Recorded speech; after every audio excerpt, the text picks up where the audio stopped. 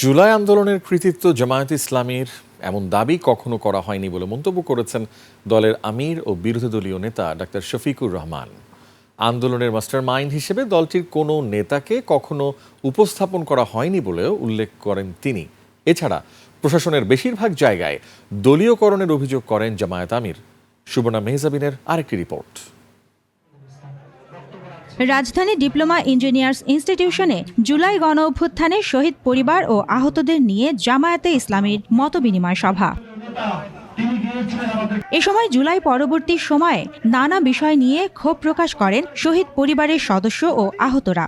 এমন একটা মানুষ চাই যে গরিব দুঃখী অনাহারদের মুখে একটু দানা পানি দিবে। বিচারের জন্য কথা বলেছি, ওনারা বলেছেন যে বিচারের জন্য আশ্বাস দিয়েছেন, কিন্তু আমি যখন দেখেছি 2 বছরে মাত্র 7টা বিচার। সভায় জামায়াতের আমির ডাক্তার শফিকুর রহমান বলেন, জুলাইয়ের ওয়াদা ভঙ্গ করে বিশ্বাসঘাতকতা করেছে সরকার, নানাভাবে ভয়ভীতি দেখানোর অভিযোগ তার। আমাদেরকে বিভিন্ন ভয়ভীতি দেখানো হচ্ছে, আপনাদেরকেও দেখানো হচ্ছে। আল্লাহর কসম, আল্লাহ ছাড়া কাউকে ভয় করি না।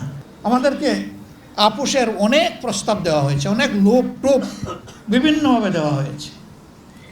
আমরা এ পর্যন্ত এগুলা ঘৃণা ভরে প্রত্যাখ্যান করেছি। প্রশাসনের নির্লজ্জ দলীয়করণ করা হয়েছে এমন অভিযোগ করে বিরোধী দলীয় নেতা বলেন, আরও অন্ধকার গলিতে ঢুকে যাচ্ছে দেশ। এখানে যোগ্য লোকদেরকে, দেশপ্রেমিক লোকদেরকে সরিয়ে দেওয়া হচ্ছে,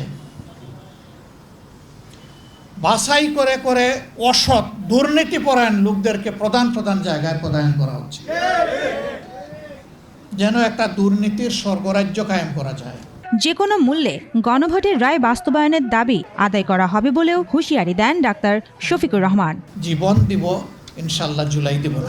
সুবর্ণা মেহজাবিন, 21 টেলিভিশন।